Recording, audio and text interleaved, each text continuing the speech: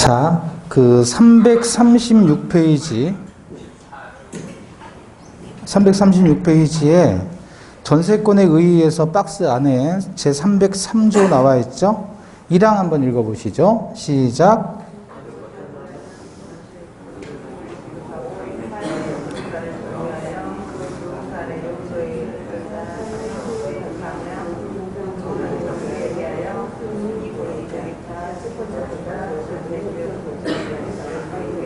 자, 그래서 1항 전세권자는 전세금을 지급하고 타인의 부동산을 점유하여 그랬죠.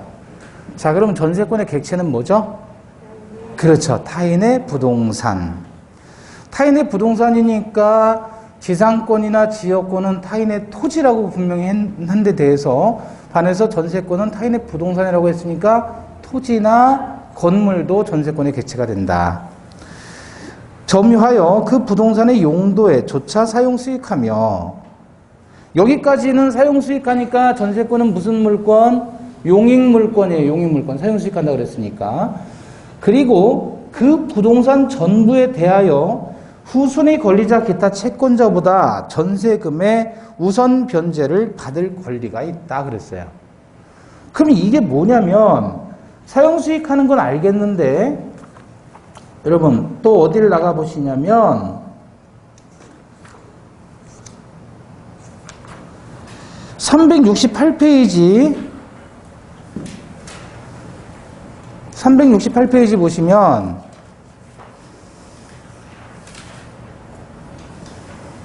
보셨어요? 368페이지 제356조 저당권의 내용. 그래서 저당권자는 채무자 또는 제3자가 점유를 이전하지 아니하고 채무의 담보로 제공한 부동산에 대해서 뭐라 그랬어요?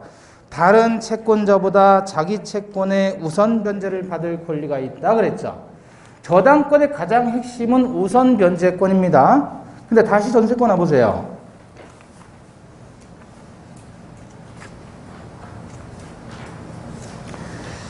자, 전세권 303조 제1항 336페이지입니다.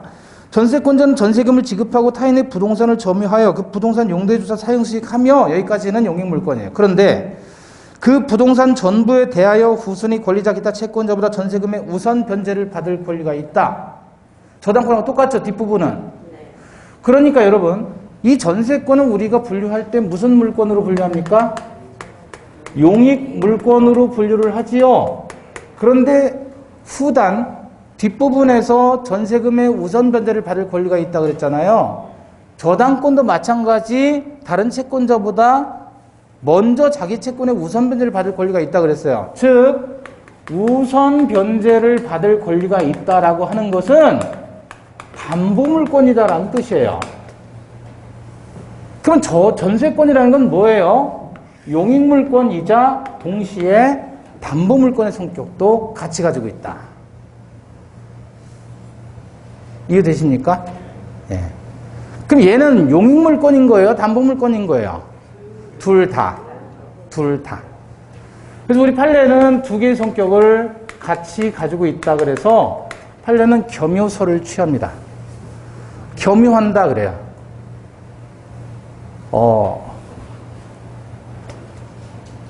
우리 학설이라고 많이 하거든요. 학설이라는 게 뭐냐면 설자가 말할 설자죠. 학자들이 이야기하는 설이, 학자들이 주장하는 바가 학설이라고 해요. 학설. 근데 이제 우리가 고등학교 교육까지는 학설의 개념이 없어요. 네? 학설의 개념이 없는데 대학으로 들어가면 이제 전공을 하잖아요. 그러면 전공 분야에서 학설이 나와요. 각 학자들의 주장인 거예요. 자, 이순신은 사망한 거예요? 사망하지 않은 거예요? 총탄 맞아서 사망했다. 그게 무슨 회전? 노량해전. 저는 학교 다닐 때 노량진에서 공부하다 죽었다 이렇게 외웠어요. 그런데 이게 통상으로 사람들이 주장하는 설인 거예요. 통설 그래요. 대다수 학자들은 그렇게 주장을 해요. 그런데 소수 학자들이 주장하는 설이 있어요. 그걸 소수설이라고 해요. 사실상 그 당시의 정치적인 분위기 때문에 이순신이 이겨도, 전쟁에서 이겨도 선조가 워낙에 쪼달아서 자기가 화를 면하지 못할 것 같다는 느낌이 와서 숨어 살았다. 죽었다고 뻥치고. 그 근거는 뭐냐? 그랬을 때 근거는 이순신이 일기를 썼잖아요. 난중일기를. 그 난중일기의 시점이, 화법이 사후에 쓴 시점이다 그거예요. 화법이. 그러니까 이 사람이 어쨌든 이렇게 주장하는 학설도 있는 거예요. 그런데 다수는 그렇지 않고 사망한 게 맞다 이렇게 주장을 하는 거예요. 그래서 학설을 이렇게 나눕니다. 근데 우리 시험에서는 그러면 이건 학자들끼리 서로 다툼이 있잖아요. 다투고 있죠? 그러면 우리 법원은 어떻게 판단할 것이냐? 이게 판례라고 하는 거예요. 여기에 대해서 법원이 이게 맞다라고 하면 판례가 되는 거예요. 그래서 우리 민법에서 시험 문제 나올 때 다툼이 있으면 판례에 따름 이렇게 나오는 거예요. 문제가 나올 때. 옳은 것은 틀린 것은 해놓고 다툼이 있으면 판례에 따름, 그럼 판례 기준으로 하면 된다 이거예요. 학설은 출제되지 않는다. 이해되시는 거죠? 네. 자, 그래서 판례는 겸유하고 있다라고 주장을 하는 거예요. 그걸 겸유설이라고 하는 거예요.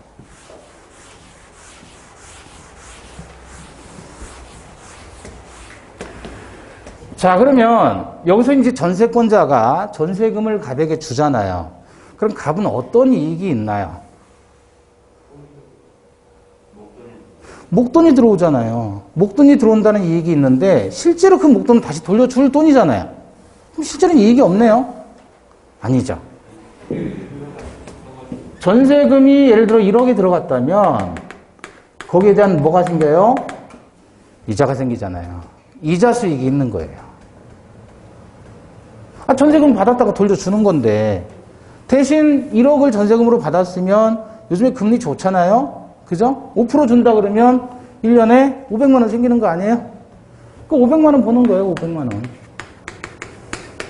1년에. 한 달에 한 40만 원 될까요? 대충. 그 월 한 3, 40만 원 버는 거예요. 그러니까 얘는 빌려주는 거고. 얘는 어떤 이익이 있어요? 집을 살 돈은 없으니까 뭐 하고 있어요? 사용 수익하는 이익이 생기는 거 아니에요. 그러면 이건 뭐하고 비슷한 거예요, 사실? 사실 뭐하고 비슷해요, 전세는? 네? 임대차하고 비슷한 거예요. 임대차는 세입자가 집주인한테 월세를 월 단위로 세를 주잖아요. 그죠? 월세 50만 원이다 그러면 50만 원 주는 거예요. 매달. 근데 이거는 1억을 주고 네가 월세 받으라. 이자 받아라. 그거 아니에요? 그럼 여기서 말하는 이자가 여기서 말하는 월세네요?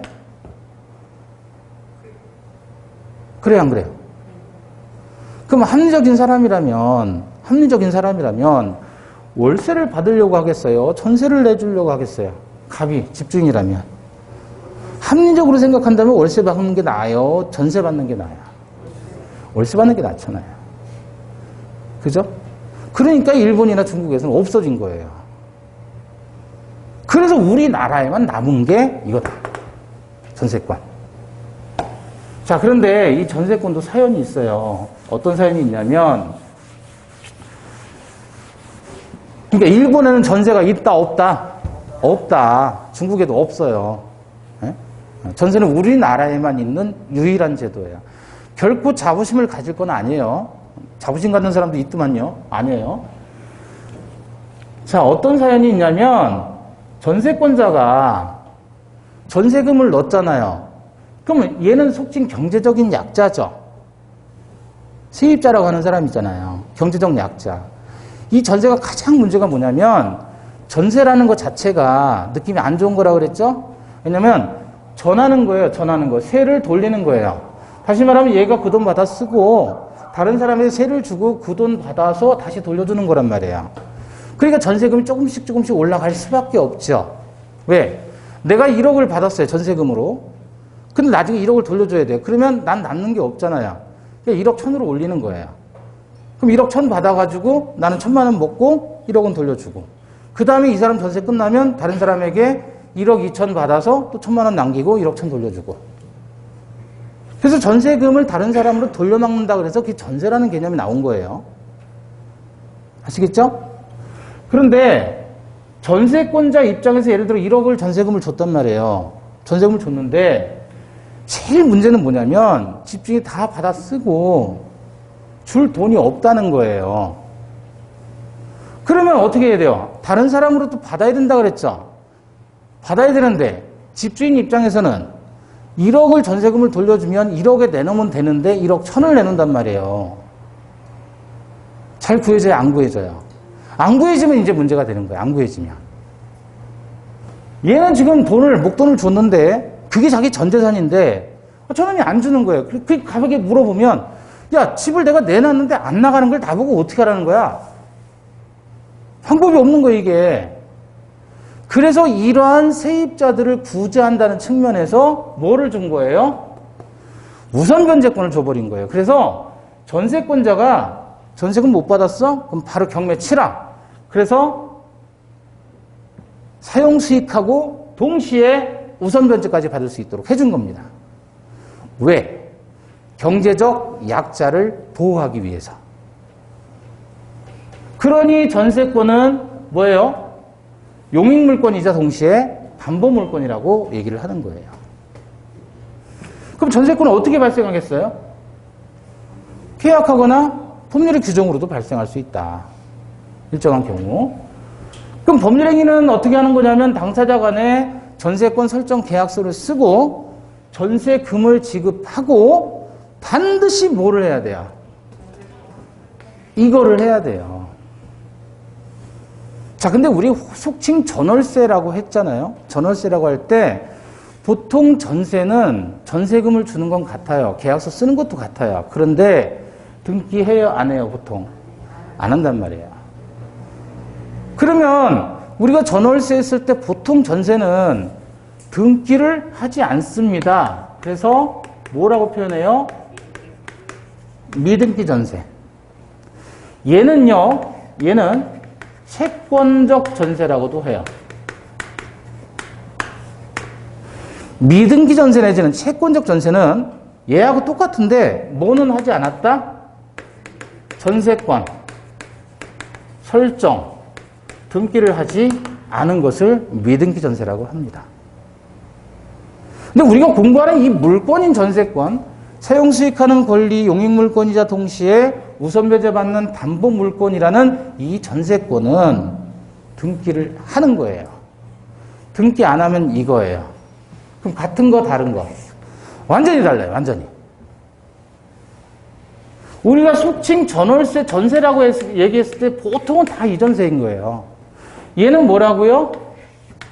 채권이에요. 채권. 채권이라는 게 뭐라 그랬죠? 채권이 특정인에게 특정한 행위를 요구하는 권리, 요걸 채권이라고 했죠. 쉽게 말하면 청구권이라는 거예요. 채권은 청구권이다. 이렇게 보시면 돼요. 네? 근데 어떤 문제가 생기냐면, 자, 갑 소유 주택인데 을이 전세금 1억 들어갔어요. 전세금 1억. 그럼 얘 전세권자잖아요. 얘는 전세권 설정자이죠. 그런데 이거는 등기했을 때 이렇게 얘기하는 거고, 등기하지 않은 이 미등기, 전세금을 줬는데 등기는 안 한 거예요. 미등기 전세는 채권자예요. 법적 성질이 얘는 뭐다고요? 채권자. 전세금 반환 채권을 가지게 돼요. 즉 1억을 주고 기간이 만료되면 돌려받아야 될 거 아니에요? 그걸 전세금 반환 채권이라고 해요. 채권자예요. 문제는 집이 팔리거나 제3자에게 넘어갔어요. 그랬을 때 이 전세권자는 아직 기간이 남아 있거든요. 근데 중간에 소유자가 바뀌어버린 거예요. 경매로 넘어가든 뭘로 넘어갔어요. 팔았든. 새로운 소유자가 나왔죠. 얘는 소유자지요. 무슨 자? 소유권. 물권자. 얘는 무슨 자? 채권자. 물권과 채권이 충돌하면 물권이 우선합니다. 다시 물권과 채권이 충돌하면 누가 우선한다고요? 물권이 우선하는 거예요. 그 말은 무슨 말이냐면 기간이 아직 남아있는데 2년 약정했는데 지금 1년 만에 소유자 바뀌어버린 거예요. 집주인이 바뀌어버렸어요. 1년 만에. 얘는 계속 살아요. 그럼 아직 1년이 남아있으니까 1년 동안 살 수 있겠느냐? 못 살아요. 그럼 나가는 거예요. 새로운 소유자에게 주장할 수가 없어요. 채권이니까.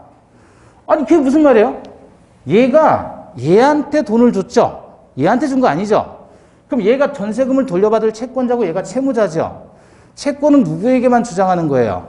채무자에게만 주장하는 거예요. 얘가 가지고 있는 이 전세권은 채권으로서의 사용수익권이죠?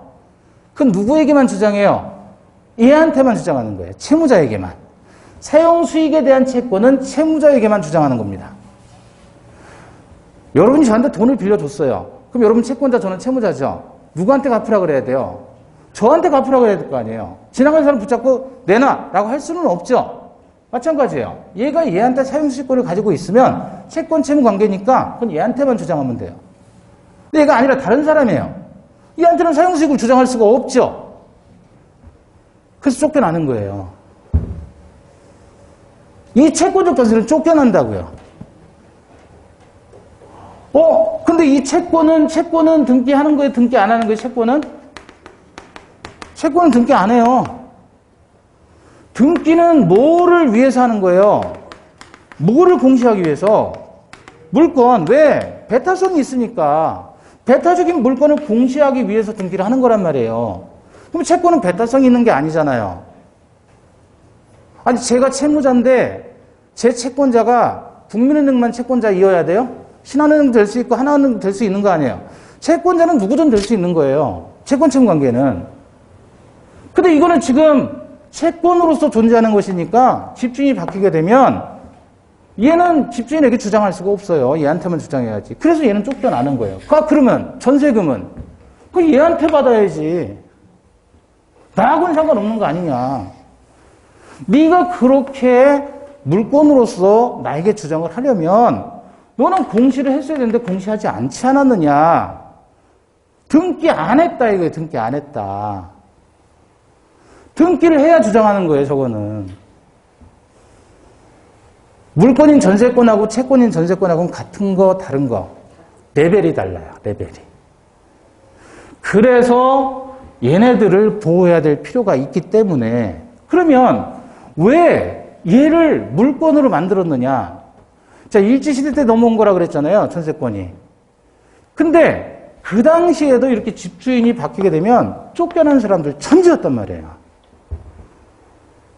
그래서 우리가 민법을 만들면서 처음에는 우리 자체가 법을 만들지를 못했잖아요. 우리 스스로 광복한 게 아니고 해방된 게 아니니까. 그죠? 그래서 우리가 조선민사령이라는 령을 만든 거예요. 국회가. 초대 국회에서 그걸 제헌국회라 그래요. 헌법을 제정한 국회에서 당분간은 우리 스스로 법을 만들 능력이 없으니까 해방에 대한 준비가 안 돼 있으니까 제헌국회를 만들어서 여기서 조선민사령이라는 것을 만들어야 이걸 법을 만들어야 이 내용은 뭐냐면 우리가 스스로 법을 제정할 때까지는 당시 사용하던 일제시대의 민법을 그대로 쓰자. 그래서 그걸 의지해서 사용하는 민법이라고 얘기를 하는 거예요. 소위 구민법이라고 하는 겁니다. 그래서 우리가 스스로 해방된 게 아니었기 때문에 그래서 우리가 조선민사령을 통해서 일본법을 그대로 쓰다가 본격적으로 현행 민법이 시행된 게 1960년 1월 1일부터예요. 현행 민법이. 1958년에 제정이 된 거예요.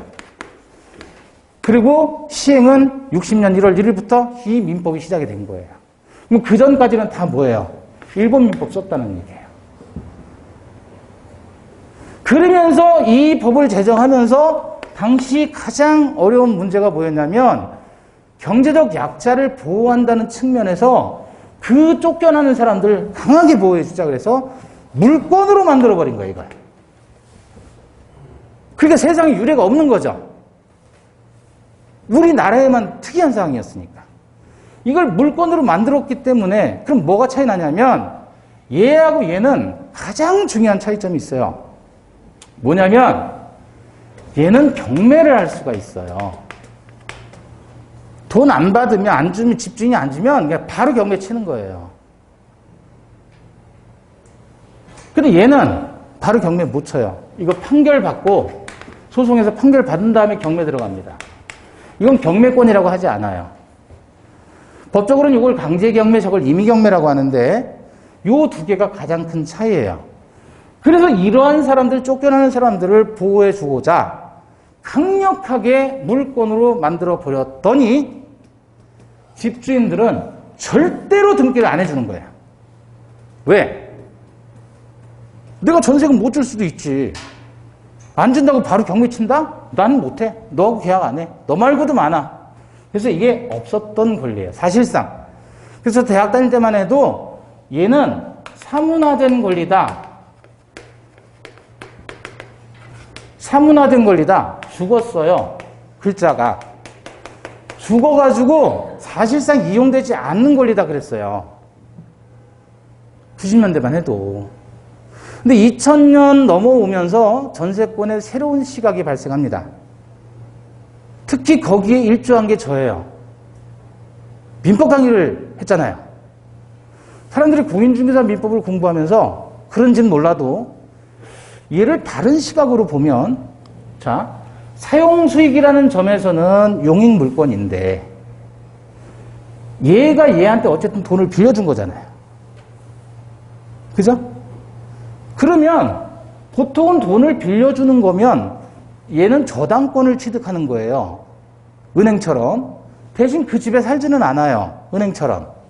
그런데 이거는 저당권의 기능도 가지고 있으면서 동시에 사용권도 가지고 있는 거예요.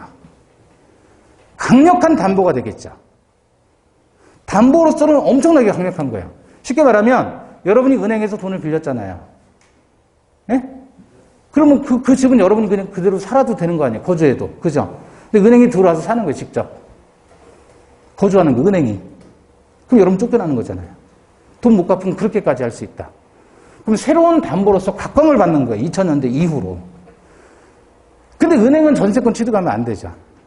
은행은 강제집행도 못 합니다. 법에 따라서 은행이 돈을 빌려줬는데 여러분이 못 갚았어요. 그럼 그 은행은 어떻게 해요? 저당권 설정했으니까 바로 저당권 실행해가지고 경매 칠까요? 못 해요. 은행은 못 해요.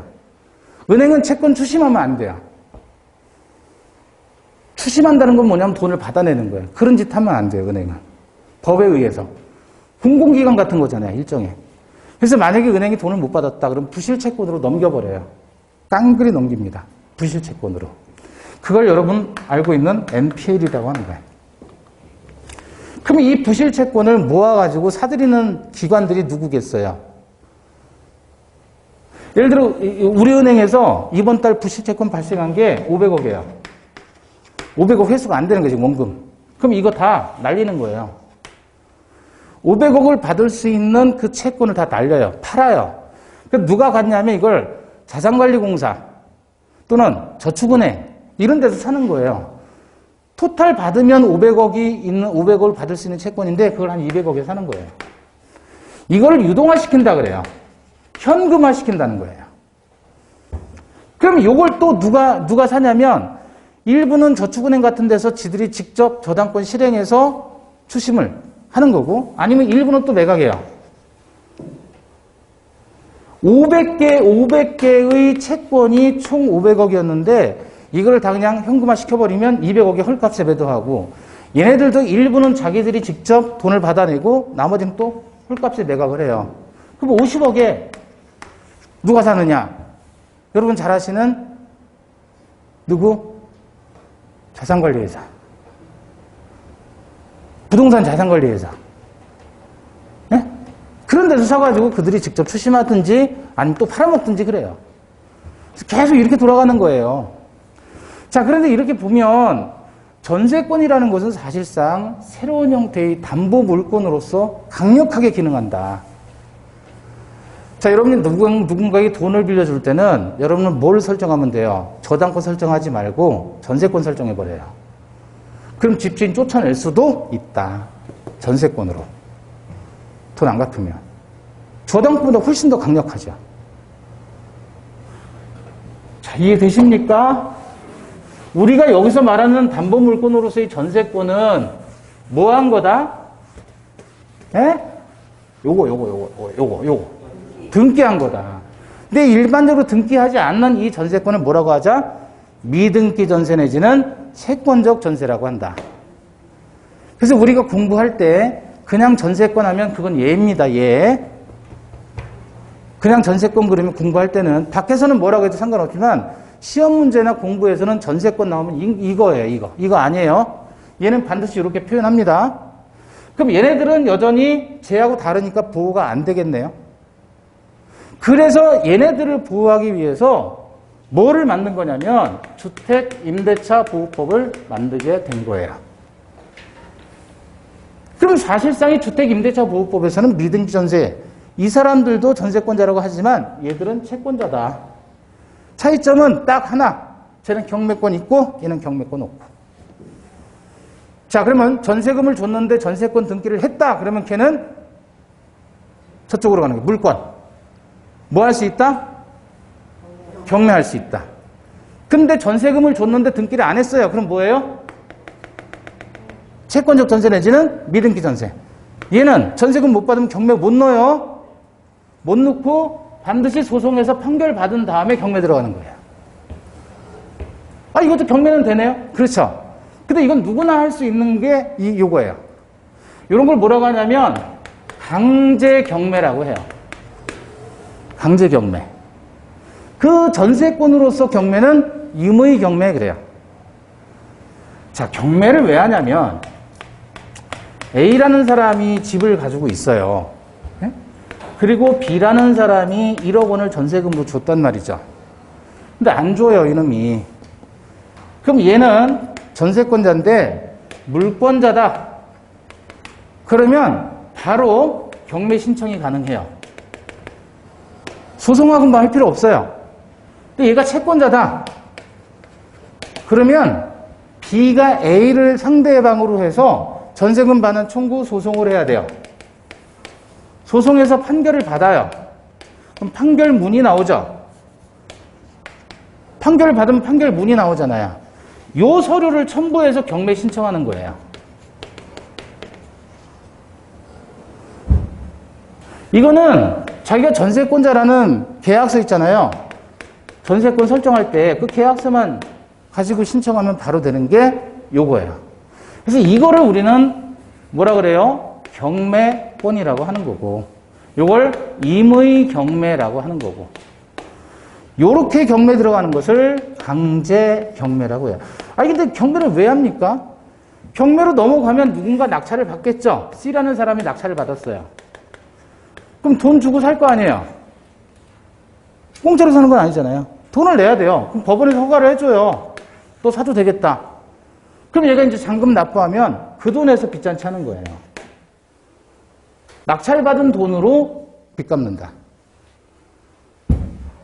그럼 여러분이 채권자라면 임의경매가 좋은 거예요? 강제경매가 좋은 거예요? 이게 편리하잖아요. 바로 들어갈 수 있으니까. 전세권인 물권은 무슨 경매? 임의경매. 미등기 전세권자는 무슨 경매? 강제경매가 되는 거예요.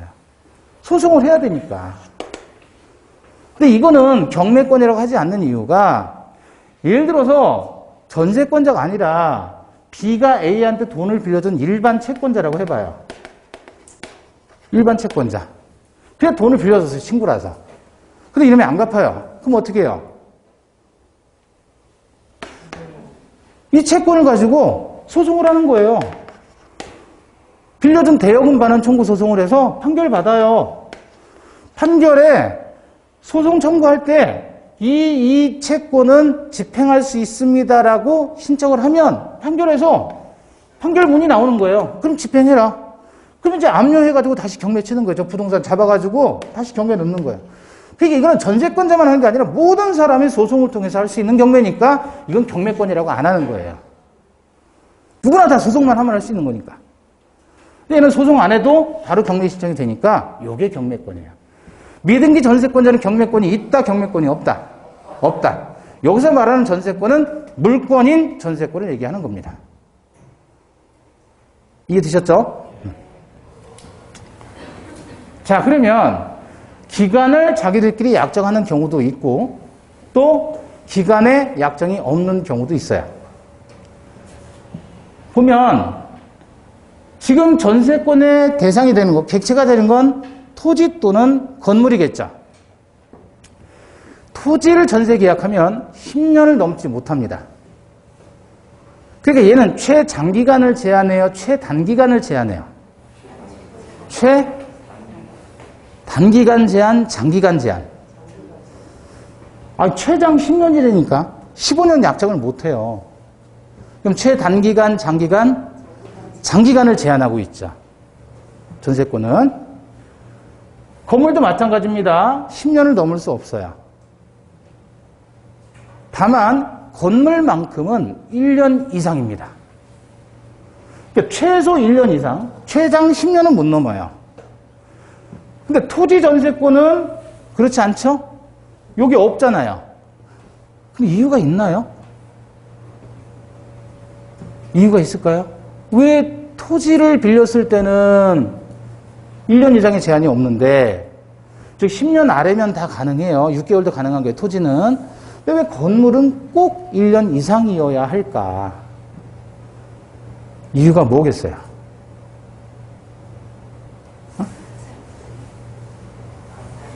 자, 전세권을 물권으로 만든 목적이 뭐였죠? 이걸 왜 만들었어요, 이걸? 이걸 왜 법으로 이렇게 만들었어요? 물권으로. 누구 보호하려고? 세입자를 보호한다는 거예요.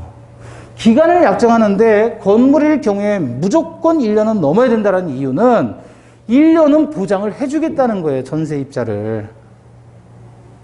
경제적 약자를 보장해주겠다, 보호해주겠다. 즉, 거주의 보호가 목적이에요, 이 법은. 근데 토지를 전세로 빌렸다 그러면 얘가 땅 그 자체를 빌려서 쓰는 거예요. 이거는 의식주와 관련 있는 땅이 아니잖아요. 얘가 땅을 왜 빌리겠어요?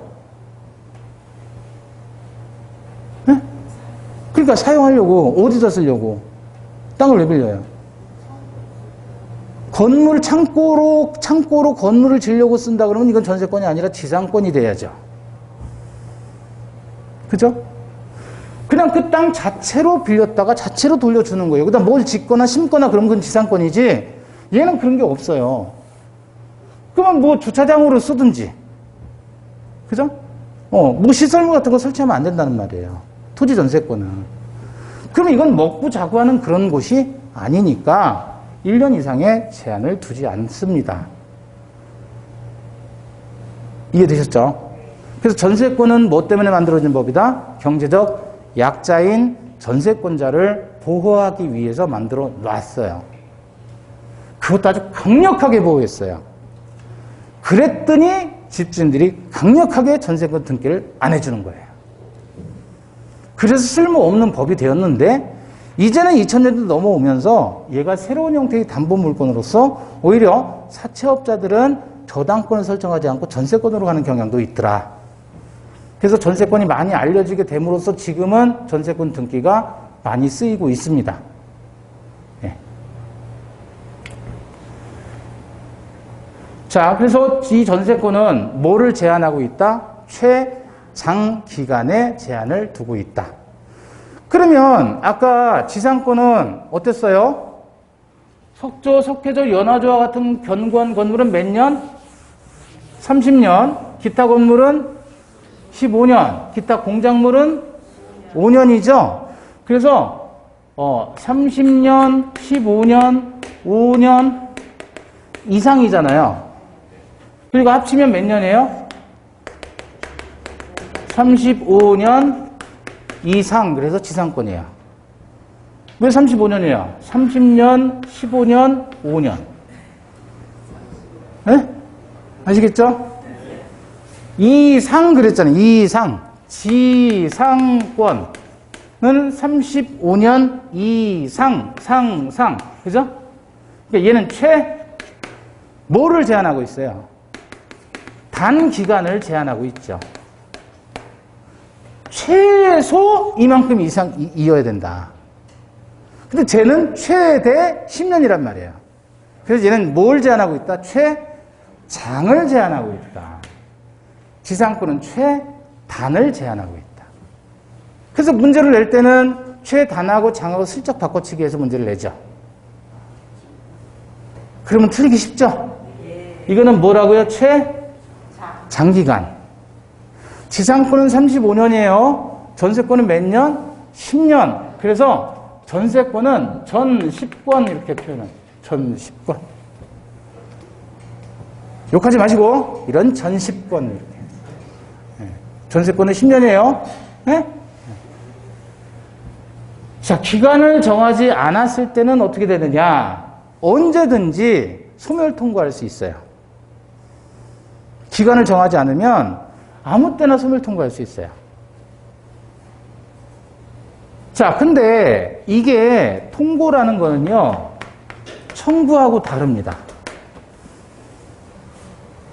소멸 청구도 가능한데, 소멸 청구는 소멸 청구 사유가 있어야 돼요. 아무 때나 되는 게 아니고.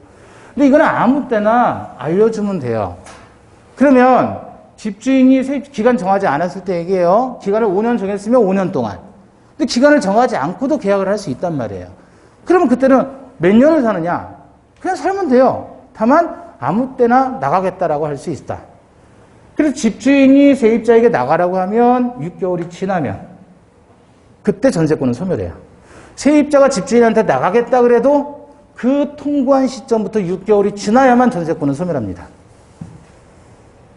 무슨 말씀인지 전달이 돼요? 네? 통보하고 뭔 차이예요? 뭐하고 뭐요? 통보하다. 통보? 네. 통보하고 통보가 무슨 차이냐고요? 통보라고 안 해요. 법은 통고라고 하니까 통고라고 쓰고, 통보한다는 말은 그냥 우리가 쓰는 말들이에요. 법률 용어가 아니에요. 예. 네. 통보하는 거하고 통지하는 거하고 같은 말이잖아요. 뜻은. 근데 이거는 법률 용어예요. 통고라고 표현하는 거예요. 네, 통고. 그럼 이 통고는 청구하고 다른 게, 청구하면 즉시 효력이 발생하는데 통고는 일정 기간이 지나야만 효력이 생기는 거예요. 소멸의 효력이 발생하는 거예요. 일정 기간이 지나야만. 그 기간이 몇 개월? 6개월의 기간이 지나야 소멸되잖아요. 그래서 전세권은 몇 기통? 6기통. 영어로 V6. 이렇게. 6기통. 6개월의 기간이 통과되어야만 전세권이 소멸한다. 이걸 소멸 통고라고 해요. 전세권은 몇 기통이다? 6기통이다. 6기통. 전달이 됩니까? 네. 지상권은 몇 년이라 그랬죠? 기간이 35년 이상. 전세권은 전 10권 몇 년? 10년 이하가 됩니다. 자, 근데 이게 전세권자를 강력하게 보호한다는 측면에서 만들어졌다 그랬잖아요. 근데 사실상 얘보다 주택 임대차로 임차권을 취득한 사람이 더 유리해요. 왜냐하면 주택 임대차는 임차인의 존속기간, 임차권의 존속기간이 최소 2년입니다. 얘는 1년밖에 안 되잖아요. 임차인이 훨씬 유리해요. 임차인은 등기하지 않아도 주민등록하면 등기한 것처럼 똑같이 대항력을 줍니다. 임차인이 훨씬 더 편리한 거예요. 근데 이게 왜 그러면 이게 사실상 쓸모가 없는 거냐면 90년대까지도 쓸모가 없었던 거냐면 굳이 등기할 필요가 없었던 거예요. 네? 왜? 주택임대차보호법으로 보호가 되니까. 근데 문제는 얘는 1960년에 제정이 된 거고 주택임대차보호법은 1980년에 제정이 된 거란 말이에요. 그래서 1980년 이전까지는 임대차보호법이 없었기 때문에 세입자들이 보호를 못 받았어요. 얘도 마찬가지였고. 그럼 이 있으나 마나한 법이었고. 근데 이 법이 만들어지면서 세입자들은 일정 부분 다 보호가 된 거예요. 그럼 굳이 전세권 등기를 할 필요는 없었던 거죠. 이걸로 다 보호가 되니까. 다만 차이점은 경매 신청할 때만 좀 차이가 나는 것 뿐이죠. 그죠? 굳이 등기까지 하고 서로 복잡하게 할 필요가 없었던 거죠. 그러나 최근에는 새로운 형태의 담보로서 얘가 각광을 받고 있다. 용익물건으로서가 아니라 담보물건으로서. 사연이 많은 권리가 전세권입니다. 매년 한 문제씩 꼭 출제가 되니까 전세권 파트는 이렇게 꼭 기억하시고, 다음으로 유치권, 이제 담보물권 넘어갑니다.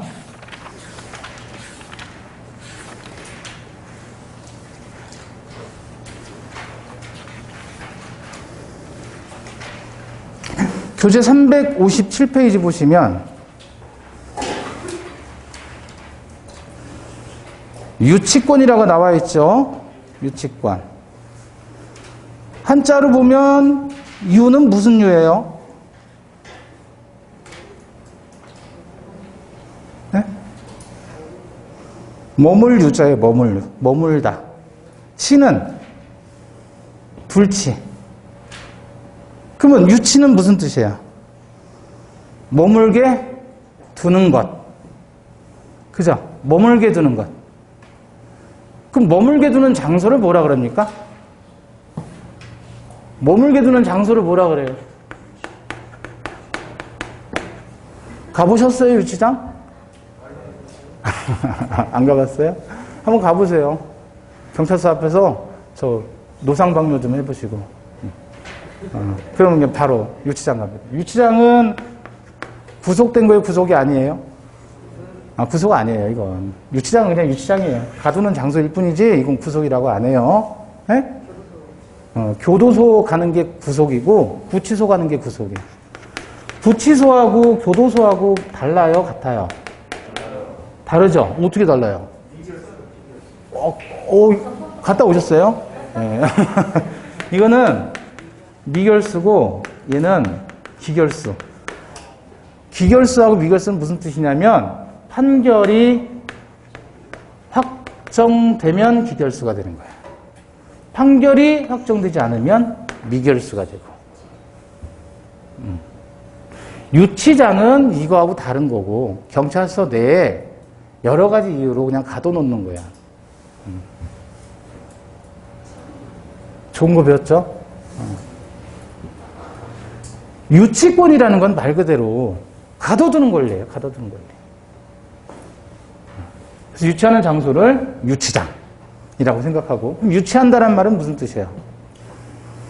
이제 가둬둔다 그런 말 말고, 법적으로는 유치권은, 유치한다는 말은 가지고 있으면서 반환을 거절해 주는 거예요. 안 돌려주는 거예요. 자, 보세요. 자, 갑이 소유자입니다. 뭐를 가지고 있어요, 지금? 무슨 그림이에요? 돼지 그림이에요, 돼지. 전 돼지를 좋아해요. 제가 생긴 게 돼지 같아가지고. 근데 요즘에 좀 살이 빠져가지고 돼지 같지도 않은 것 같아요. 돼지예요, 돼지. 자, 얘는 누구예요? 수의사예요, 수의사. 돼지가 아파요, 지금 열나고 아파요. 그래서 돼지 수리를 해달라. 아프니까. 돼지를 좀 고쳐달라. 그래서 수리 계약을 갑하고 저 유치권자가 하는 거예요. 그래서 수리 계약 했죠. 그래서 돼지를 주는 거예요. 그럼 돼지 수리비가 발생하죠, 이제. 그럼 돼지 수리비가 얼마 나왔냐면 10만 원 나왔어요. 비용이 발생했죠. 그럼 그 돈을 지금 갑은 갚아야 돼요, 안 갚아야 돼요? 수리에 대한 대가로 수리비를 줘야 될 거 아니에요. 그죠? 돈이 없다는 거예요. 안 줘요, 돈을. 그럼 갑은 어떻게 합니까? 유치권자는. 예? 이 채권자는 10만 원을 받아야 되는데 안 주니까 그 돼지를 잡아놓는 거예요. 그래서 유치한다는 말은 무슨 뜻이에요? 점유를 하고 돼지를 갖고서 인도를 안 해주겠다. 반환을 안 해주겠다. 이게 유치권이라는 거예요.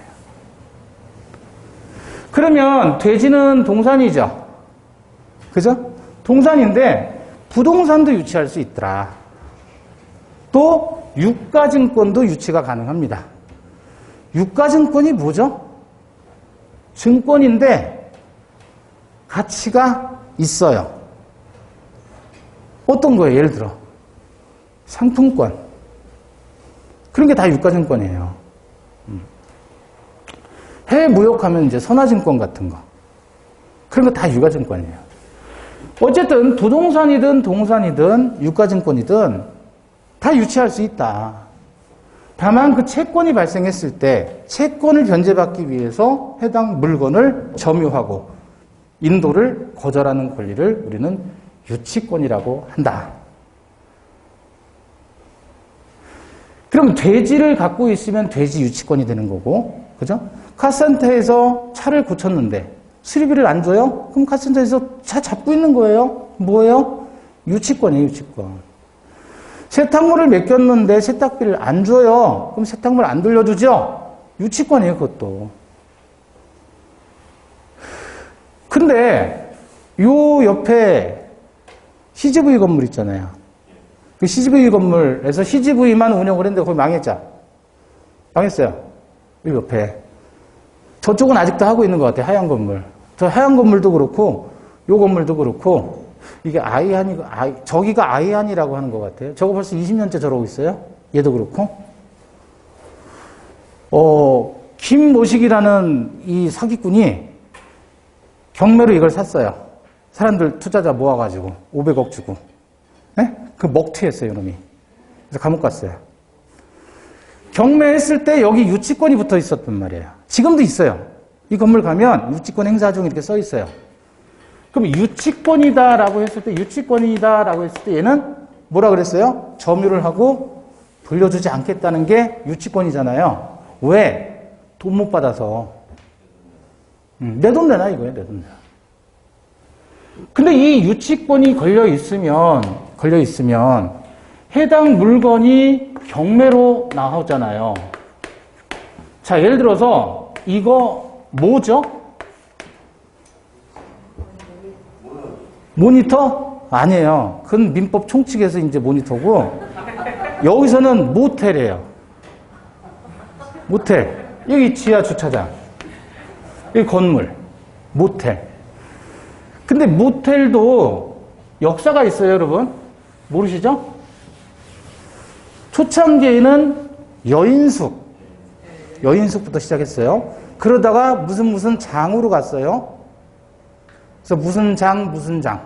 그쵸? 뭐 동양장. 동양장 모텔, 동양장 사거리 있잖아요. 장으로 갔다가 그게 MT, 모텔이 왔어요, 모텔. 근데 여기에 IT 기술이 접목되면서 MT에서 어디로 옮겼냐면 무인텔로 갔어요. 무인텔. 1실 1주차. 1실 1주차. 그래서 어떻게 됐냐면 이렇게 되어 있어요. 2층이 여기가 객실이고 여기 올라가는 그 계단이 있고 여기는 주차예요. 그래서 한쪽은 이쪽으로 갔고 또 한쪽은 가족텔로 갑니다. 비싸요. 비싼데 1박에 50만 원인가 이렇게 해요. 근데 파티룸이에요, 파티룸. 지그들끼리 몇 가족이 돈 모아가지고 거기 가는 거예요. 여기는 상당히 좀 뭐라 그럴까요? 바람직한데 요거는 IT 기술이 접목돼야 돼요. 그래가지고 들어갈 때 무인이잖아요. 무인인데 딱 들어갈 때 어떻게 해요? 돈을 먼저 현금으로 그것도 먼저 내요. 초창기 모델은 이게 나올 때 돈을 내는 구조였어요. 그래서 안에서 돈을 내지 않으면 문이 안 열려버려요. 초창기 모델은. 근데 지금 모델은 들어갈 때 내요. 여기가 파주에 이게 거기가 뭐였지? M인가 W가 하여튼 있어요. 프랑스 마을 가기 전이에요. 반대쪽인데 초창기에 여기가 대박을 쳤잖아요. 이걸로. 객실이 40개 객실인데 하루에 3회전을 내요. 계산해보니까 현금만 1억 2천 나오더라고요.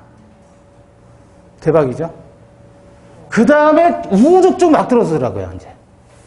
그때 이제 제가 하나를 중개하려고, 전 돈은 없고 하니까 팔아보려고, 그래서 잘 알아요, 이쪽을. 예. 이걸 제작해서 공급하는 업자도 알고 있고. 자, 근데 뭘 얘기하고 있냐면, 이 무인텔이 왜 선풍적으로 인기가 있었냐면, 소위, 뭐죠? 불륜하는 남녀들. 그죠? 꼭 차로 이동하잖아요. 그 사람들을 타겟으로 한 거예요. 가면 사람도 없어요. 사람 마주칠 필요가 없잖아요. 쏙 들어가면 자동으로 내려가고 자기들 올라가서 하고 오고.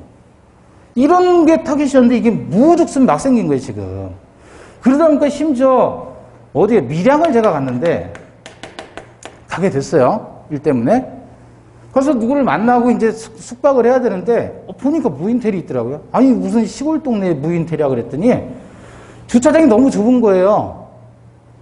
아 그래서 애를 먹으면서 이제 들어갔는데 여기서 저 그 주인이 내려와가지고 어서 오십시오 이러는 거예요. 얘씨 무인텔인데 무슨 무인텔이라고 그랬더니 그냥 무인텔이라고 붙여놓은 거예요. 그래서 내려와서 어서 오십시오 하고 자기가 주차해드린다고 빼라고 자기가 한다고. 그래서 올라갔더니 무인텔 그런 게 아니에요. 그냥 객실이에요. 그냥 객실. 그래놓고 무인텔이라고 사기치는 거예요.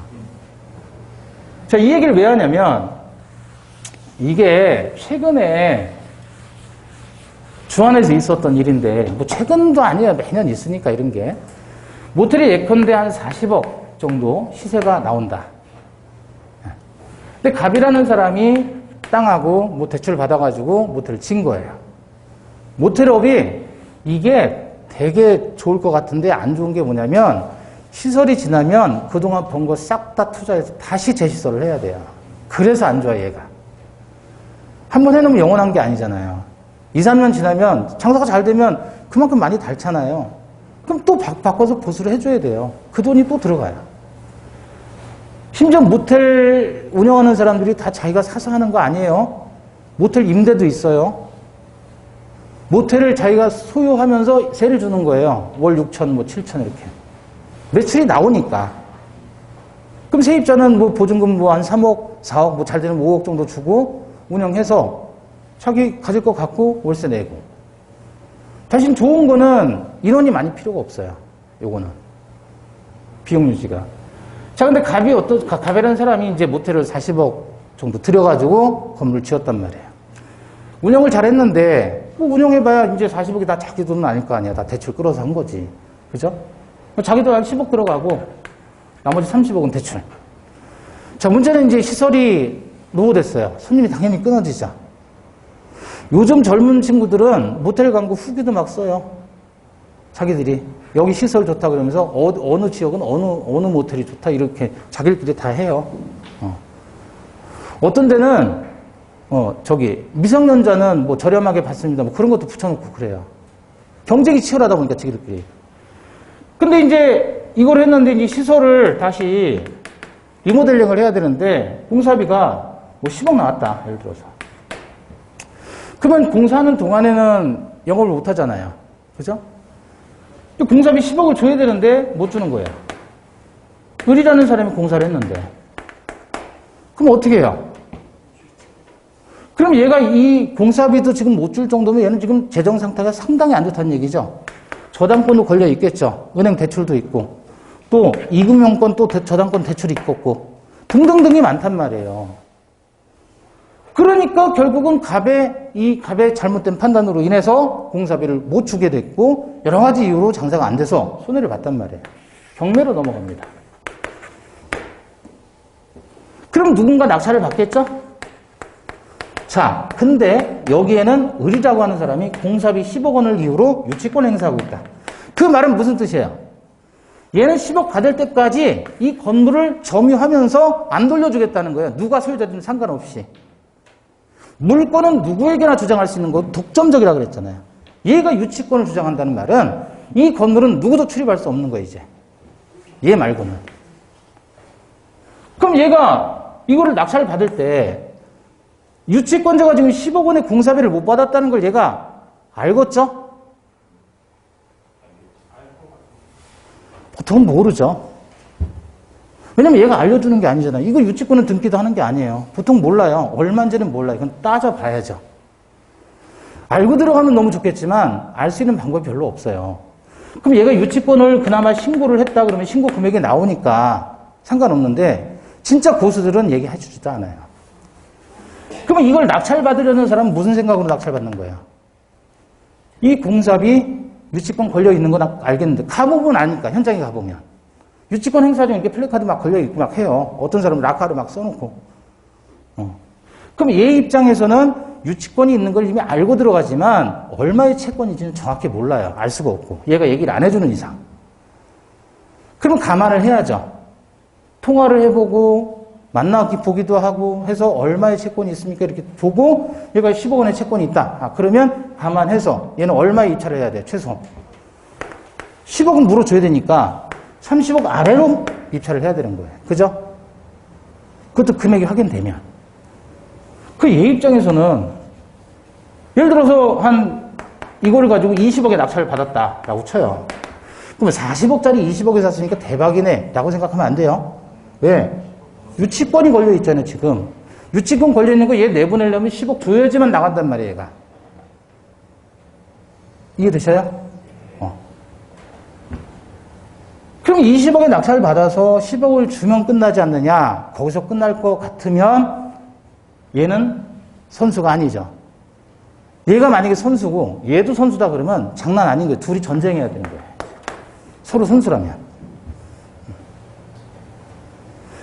또 트집을 잡아요. 계속 트집을 잡으면서 돈 뜯어낸단 말이에요, 얘는. 이거를 낙찰받고자 하는 사람은 정말 고수 아니면 안 돼요. 그래서 얘는 특수물권이기 때문에 낙찰받는 사람이 수익도 많이 나지만 그만큼 위험해요. 심지어는 전쟁을 하는데 진짜 전쟁이에요. 명도 전쟁을 하는데 명도가 뭐냐면 얘를 비워서 내보내는 걸 명도라고 해요. 근데 이건 일본식의 표현이고 우리는 인도라고 하죠. 다시 말하면 이제 소유자가 낙찰을 받았으면 얘가 소유자가 된 거예요, 법적으로. 근데 이놈이 안 나가고 있잖아요. 그럼 얘가 영업을 할 수 없죠. 그럼 얘는 어떻게 하냐면 의뢰를 해요, 업체에다가. 그래서 강제로 공격하는 거예요. 내보내는 거예요. 물리력으로. 그러면 얘 입장에서는 당할 수만은 없잖아요. 역시 업체에 의뢰를 해요. 사람 좀 보내달라고. 얘는 방어하는 거예요. 떼거지로 몰려가서 뚫고 들어가서 내보내버리는 거예요, 그냥. 전쟁하는 거예요, 전쟁. 실제로 이렇게 되면 이 업체에서는 여기는 공격수고 여기는 수비수잖아요. 방어해야 되는 사람이죠. 근데 한 업체에 의뢰가 된 거예요, 다. 공교롭게도. 그래서 A라는 형이 있고 B라는 동생인데 얘는 공격적으로 들어가고 얘는 이쪽으로 들어간 거예요. 형! 이렇게. 근데 공격조하고 수비조하고 공격조가 더 비싸요, 일당이.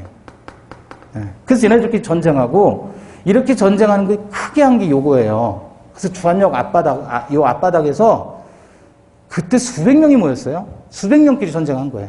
뉴스에 나오고 난리가 났었어요. 그 건물이 저 건물이에요. 이게 유치권이라는 어마무시한 권리예요, 이게. 이거는 단순한 사례지만 10만 원 받기 위해서 돈 받을 때까지 되지 안 내놓겠다 이거잖아요. 이걸 이제 건물로 바꾸면 되는 거예요. 내 공사비 10억을 받으려고 10억 안 주면 나 안 내놓겠다. 소유자가 와서 달라고 하든 누가 와서 달라고 하든 무조건 자기는 안 주겠다는 거예요. 돈 받을 때까지. 그게 무슨 권리다? 유치권이다.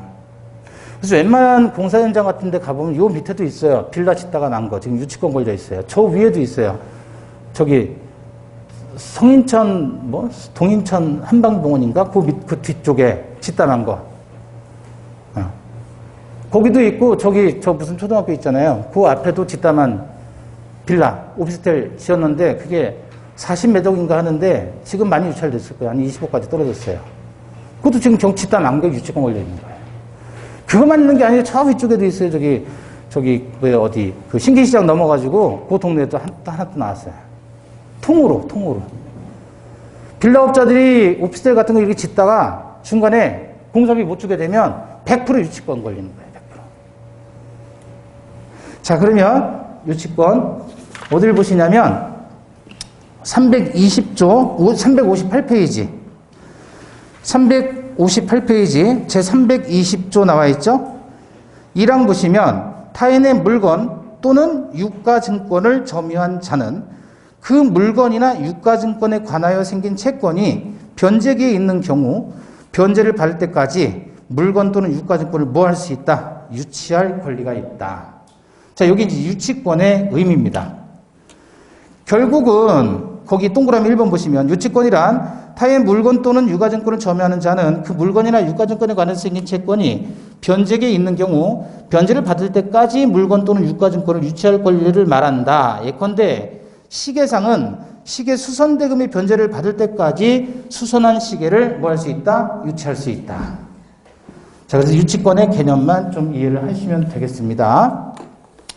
또 필요한 요건은 성립 요건은 이제 다음 주에 또 보도록 하겠습니다. 오늘 여기까지 하겠습니다. 수고하셨습니다.